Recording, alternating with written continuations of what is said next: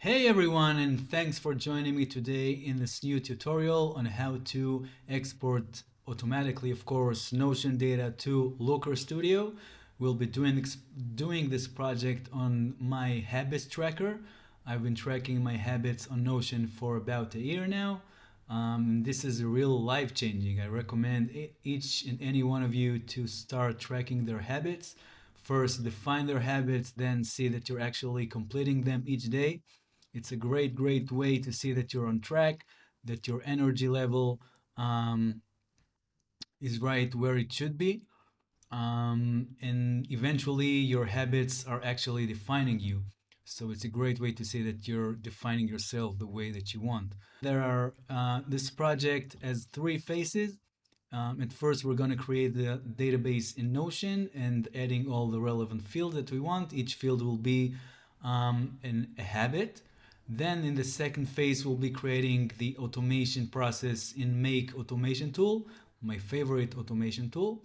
And third, we're going to visualize the data with Looker Studio. The data source will be Google Sheets.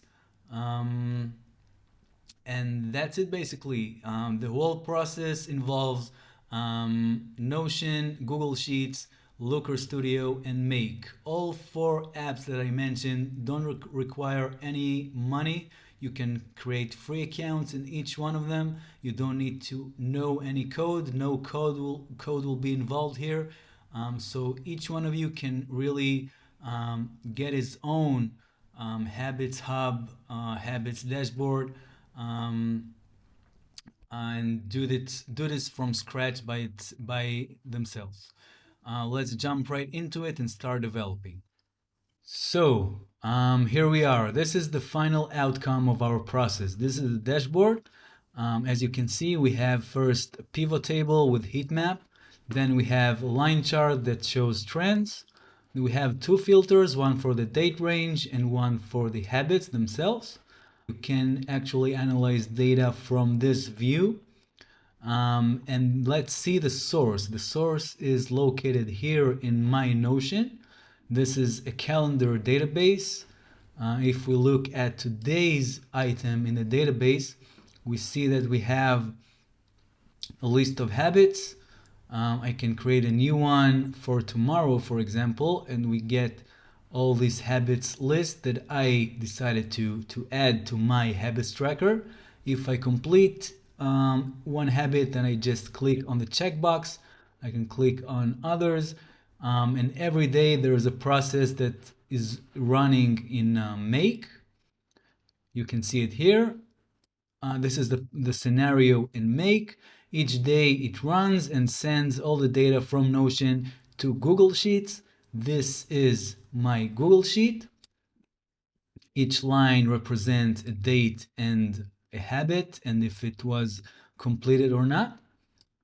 And as we saw earlier, this is the dashboard that visualized the data from the spreadsheet. So this is the idea. This is how it should look like in the end, and we can start working on it. All right, so let's start by creating a new database in Notion. I'll write data and we'll get calendar view database.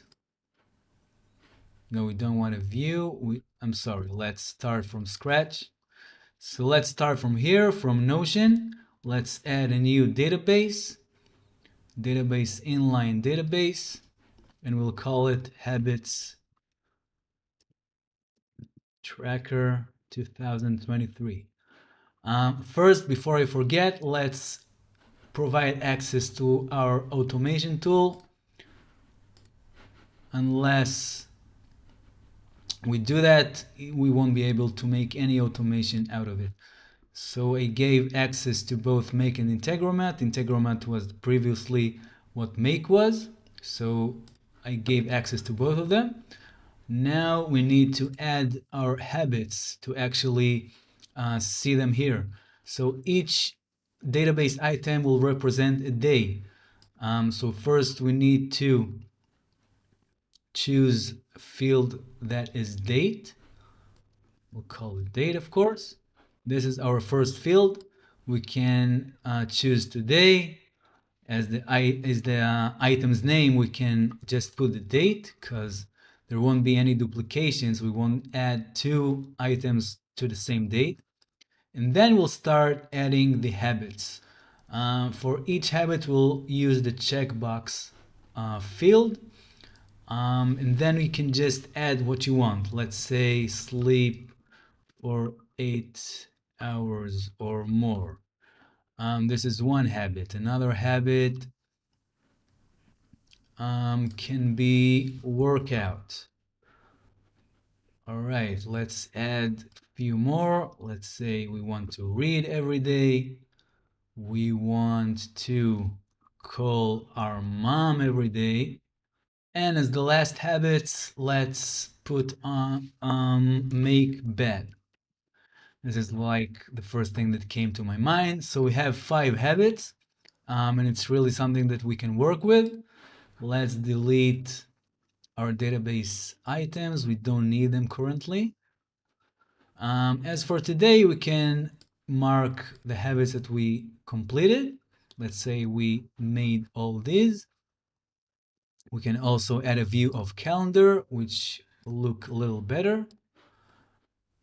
This is our item, and we can also add the properties to be shown to see if we completed them or not. Here we go. So we have an item for today. We can add another item for yesterday. Let's give yesterday's date. Let's say we completed those, and let's add another one just for the day before.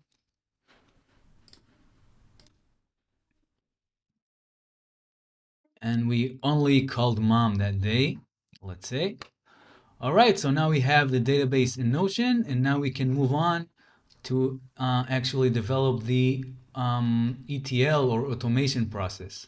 We'll start by creating a new spreadsheet. So I created a new spreadsheet, untitled spreadsheets. Let's call it habits tracker for 2023. And then we need to give some titles to the first row. Let's start with the date, then the habit, and then is done. 3 columns is enough because we don't need anything else. We don't have anything else. The only things we have is the date and the habits.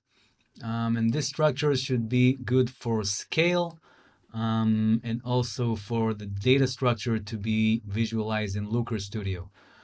So this is it. This is all the columns that we need. And now we can move on to make. So I started a new scenario. Let's call it Habits Tracker 2023.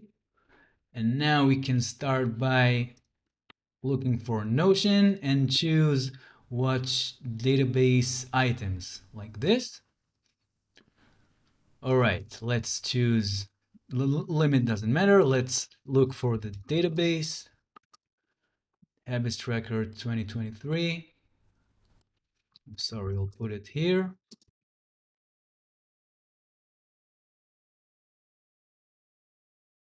All right, here it is. Okay, and now we can run once and see what we're getting. So now that we have the trigger, we can see the data that we received. This is all the data that we received as the database item. The thing that we want to actually work with is here, is in the properties fields. We want to take each property, each field, and based on a condition, add it to our spreadsheet. So let's say this is call mom habit. We see that it's a checkbox, type checkbox, and if the checkbox was marked or not. We can also see that we have the title field, which is the name we gave the dashboard, the database item, and we also should have the date. Here we can see the date start. All right, so to actually extract all the data from here, we can say that tomorrow we'll add 5 more habits or remove one of the habits, or I don't know, we do some modifications, change names, whatever we want to do. In order to allow us this flexibility and do do those adjustments in our Notion database, then we need to work with this collection, this array, the properties array. We can also work with this, the properties values. You can see that we have the actual habits here, but the problem is it has to be static. We have to predefine each habit in order to use it in the spreadsheet. If we want to be flexible and have the scalability to add and remove habits or change stuff in our Notion, we need to work with the properties array. So let's see how it's being done. First, we need to use an interior and add the properties values here. We'll click OK. Let's start from the beginning of the queue and run once and see what we're getting. All right, we have 2 bundles. We have 5 bundles actually, which 7 bundles, each one represent a field. As you can see, the first bundle is a checkbox marked as true, and the label is call mom. The second one is workout, and it's false. And again, it's a checkbox. So now we can actually load the data to our spreadsheet. We'll use the add a row module. We'll connect it to the interior. Let's look for our spreadsheet, the Habits Tracker 2023. We'll choose sheet 1. All right, for the date, it shouldn't be dynamic. The date will always be here, and the start date, as long as we don't change the field itself on Notion, and we shouldn't. So we can just use the date as it's been received in the first module. For the habit, we will need the value from our interior. So the habit's name actually is located here in the label. Each bundle has the label, and this is the name of the habit. So for the habit, we will be using the label. I've been searching the label and I can choose it here. The is done. Let's see where we can get it from. We can get it from here in the checkbox. Okay, let's make sure. For each bundle, there's a checkbox equals true or false. So we need to look for the checkbox field. Here it is, checkbox. We'll add it here to column C. We'll click OK. Let's again start from the beginning. So we'll have data to work with and run once. All right, we see that we have 14 rows added to our database. Here it is. Okay, so we have unwelcomed values as well, like the date and the name for each day that we receive. The way to avoid it, we want only the habits. We don't want the date and we don't want the name. So let's make a condition. The condition will be only if the type of the field is a checkbox, only then it will proceed to the spreadsheet. All right, this is the condition that I made. Let's run from the beginning again and delete the previous values, and we'll run it once again.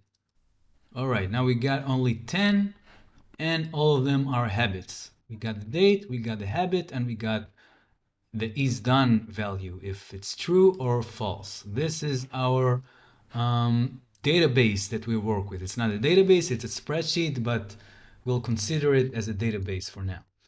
Okay, so this is the first step of our scenario. Like always, we want to avoid duplications in our database. If we already have a value for call mom on February 8th, we don't want to add another row with the same date and habit. We want to override it. If we change it from true to false or from false to true, we just want to update it accordingly. So the way to do that is to search rows. Put search rows before the add row, and then the condition moved to the wrong location.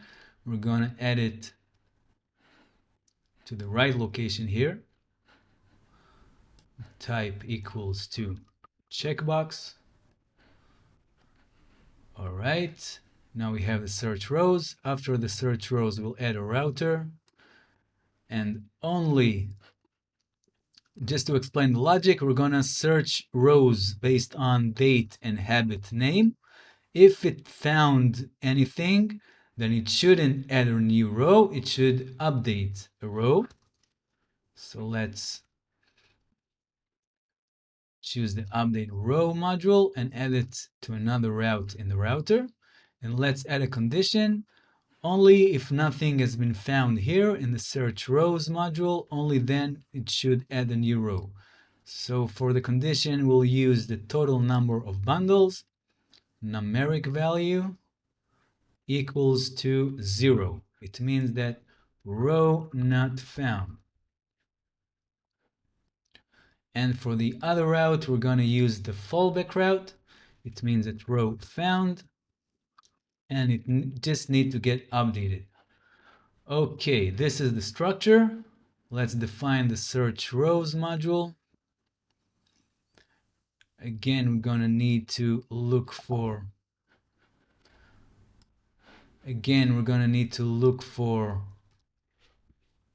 the spreadsheet. And now we're gonna make the condition. The condition is two conditions we're gonna add. First is the date is equal to the date field that we used earlier, the date start here. If the date in the spreadsheet equals to the start date from Notion, and another condition in which the habit name equals to the label, which we also used previously in the add row, and the maximum number of return rows should be just 1. Okay, so now we have the two conditions, date and habit. If it founds this combination of date and habit, then it means that you need to update a row. If it doesn't find anything, it should create a new row. As for the column range, let's choose A to Z. It will work a little faster like this, and click on OK. So now we have the two routes. For the add row, we're actually covered. Everything is in place. We'll click on OK. And in case it didn't find, in case it did find a row in the spreadsheet, then we need to. It's going to be just the same as the add row module, but instead of creating a new data from scratch, we're gonna just first we need to have the row number from the previous module, which we can see here, the row number from module 8. The date and habit we shouldn't touch because it's just they already exist in the system. The only things that we need to override is the is done column, which can be found in the checkbox. And that's it basically. Once we have this, we'll click on save. Let's start from the beginning and run once. As you can see now, it's going to the update row every time it's running, it's executing. We have 10 of those run, and basically we have the same data because we already had it in our system. Let's add another one here. Let's see what's happening. Click on run once. All right, now we have some new data. And this is the last date that we added. Great, this is our data. We can start work with it actually. We have 4 different dates, 5 different habits, and each one has a Boolean value of true or false. This is the second step of our project. So in our Looker Studio, we're going to create a blank report.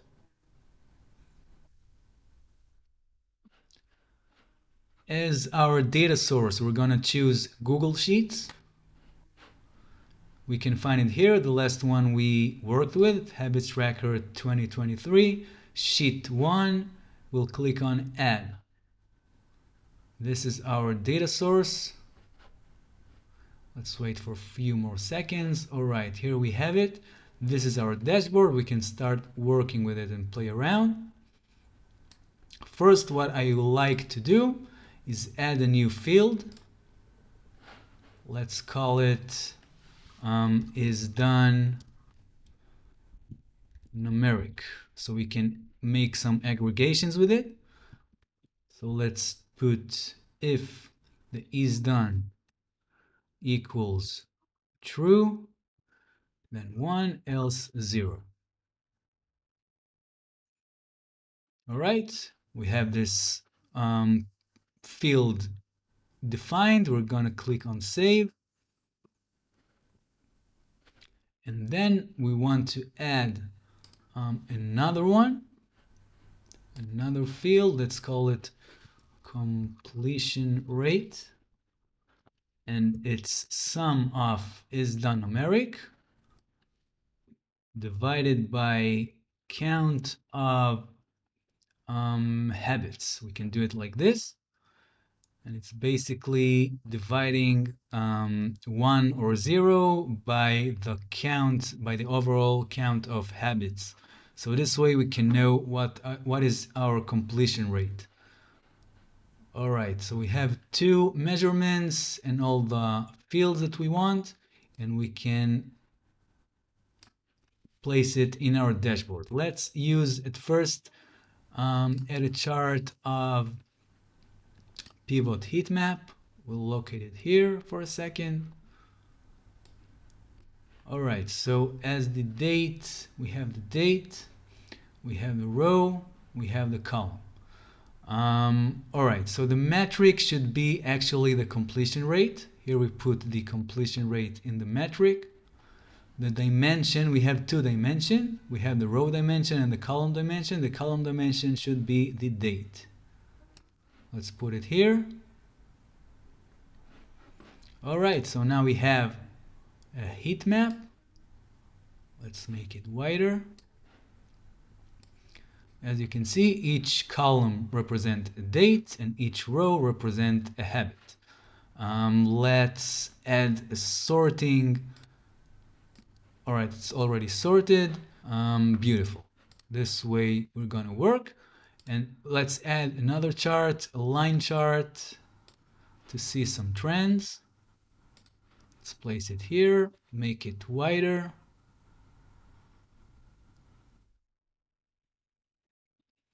All right, the date range and the date is the x-axis, the dimension, and the metric is the completion rate. All right, I see that it's already defined as the way that I want. We can also make it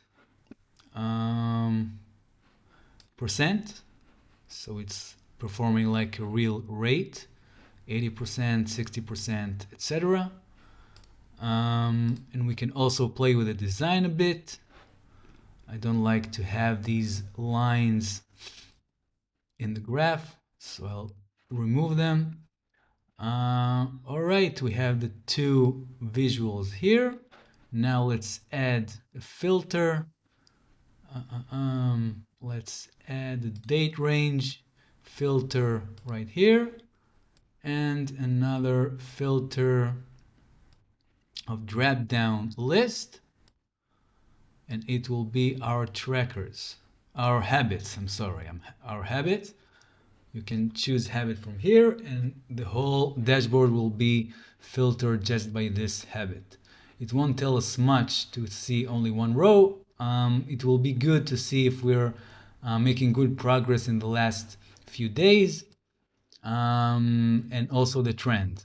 Basically, it's the same data, but visualized in a different way.